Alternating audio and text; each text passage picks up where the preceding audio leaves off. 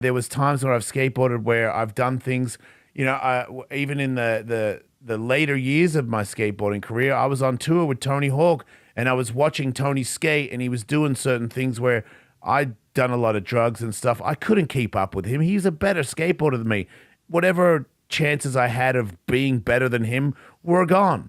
But I remember like watching the ramp and I was like, what if I jump off that rafter into the ramp? That would be entertaining to the fans that are here, and it's going to be on TV. That was a good angle, and I was right. Like, it was pretty smart of me. Like, I would do stuff where I wasn't the best guy there, but people were like, man, Tony was ripping. But you see the fucking Australian dude jump off the rafter? That was crazy. And then there was times where it got bigger and more dangerous, and there were times where I was standing on things, looking down, and I was like, you're gonna die, dude. Like, this is way too far for you. And then I remember thinking, this is your chance. This is your shot. This is in a few years from now, in many years from now, you're gonna look back and go, you should have gone for it, you pussy, because you did it, and people are gonna remember you for it. Remember me for it?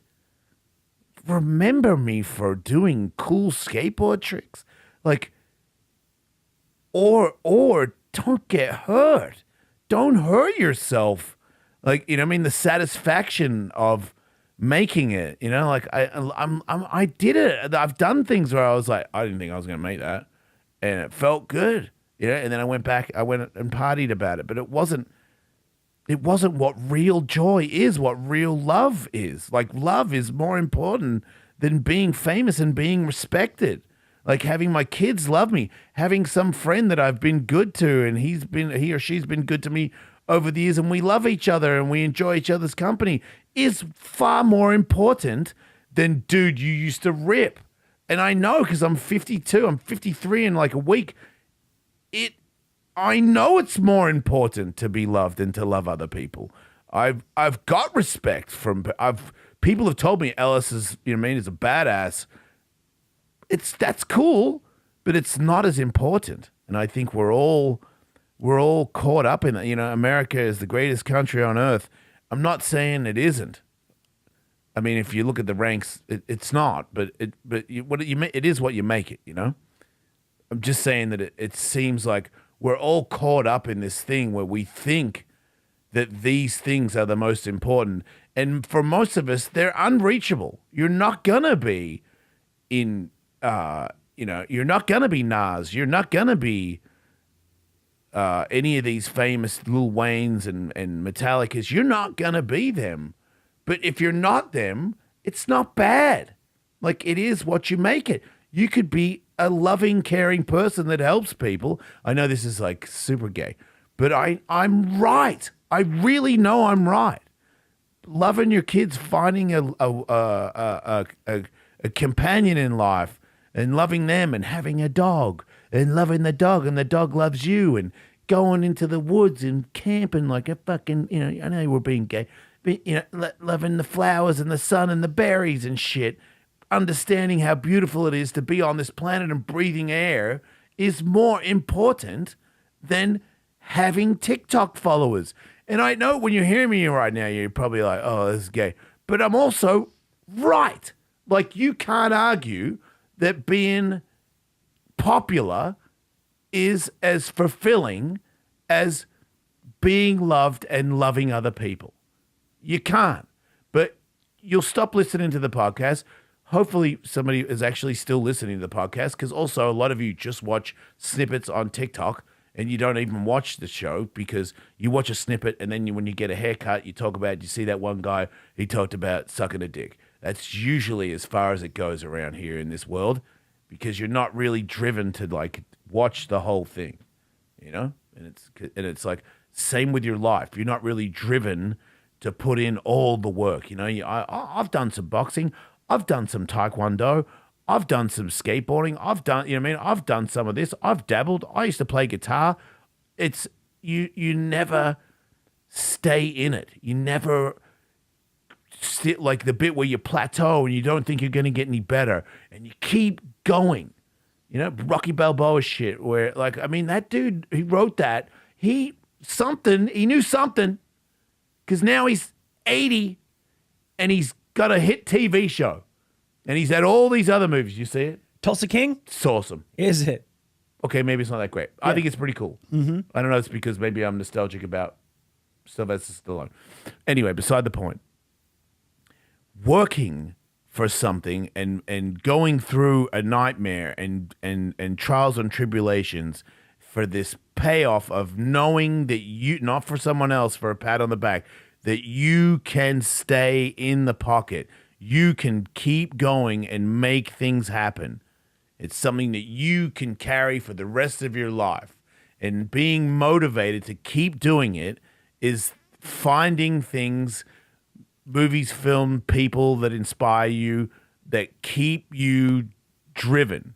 And some music, to me, is a couple of songs where I think this is a skill, or it's like a thing that I'm lucky that God has given me, where I can listen to a song on repeat over and over and over for hours and keep this feeling of like, I feel like I'm inspired.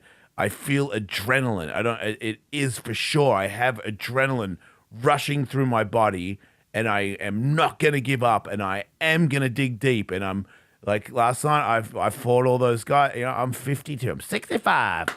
I fought all those guys and my coach is like, he ain't taking one break. I'm not taking a break. Everybody I sparred, I would say 75% of the people I sparred, after I sparred them, they fell down on their asses for this 1 minute break before the round starts again. I purposely jog around. I keep jogging around and then I beat up somebody else. And I'm 25 years older than anybody else in that room and I'll beat the shit out of everybody. Am I sore today? Incredibly. I woke up at 6:30. My arm hurts from punching people in the head with it. My shoulder's aching and my face is a little bit sore too. But after I did stand up, I had a shower in this locker room that is real shitty and not very clean. And I don't like having showers in dirty shower places. And the light is like a monitor light. And it's like this weird little plastic shower thing. And I'm in the shower and I've got the squirty soap thing and I'm washing myself. And when I wash my face, I feel the cuts on my face stinging with the soap. And then the light turns off. So now I'm in the dark. And also the shower doesn't have hot water. So I'm in a cold shower in the dark. And then I was like, oh. And then I went, I was born in the dark. And I laughed to myself in the dark in the shower while washing my wounds on my face. Did you say this was after stand-up? No, this was after sparring. But then after I took the shower, then I dropped my son off. And then I drove to an alleyway and did stand-up. Late. Hungry. I was hungry, man. Not to do stand-up. I was hungry to like eat for food. Yeah. And then this open mic place, they're very nice to me, but it's in an alleyway and there's 15 people in the room. And every time I go there, the worse it is, the better it is, because I've been through so many things in my life. I've mastered so many things and gone through places where it looks like it's not going to work for you, dude. Like, you probably just call it a day and be like, well, it's not like we didn't try. But to me, every time I go, there's someone there that is so bad and so out of their element and makes me feel like, why am I here? That I love it because I know that if I keep going, things are going to be better. I don't even really want it. Like I do, but I loved last night. There was a guy that was up before me that I was like, he might have brain damage. Like, he was young black kid, and I don't know if he was like really nervous or also like legitimately mentally challenged. I've been to a lot of open mics in Los Angeles that to me feel more like self-help groups. I'm like, did your mom drop you off? Because shit, dude. He kept looking at his phone and he just kept not talking. And then a joke, I was like, wait, is it a joke? What, did you lose your step? And I'm like, wait, what? Okay, what the fuck are you saying? Yeah. Like, this makes no sense at all. Some of the most I wayward... see the lights, so I'll probably get off anyway. And I was like, wow. What just happened?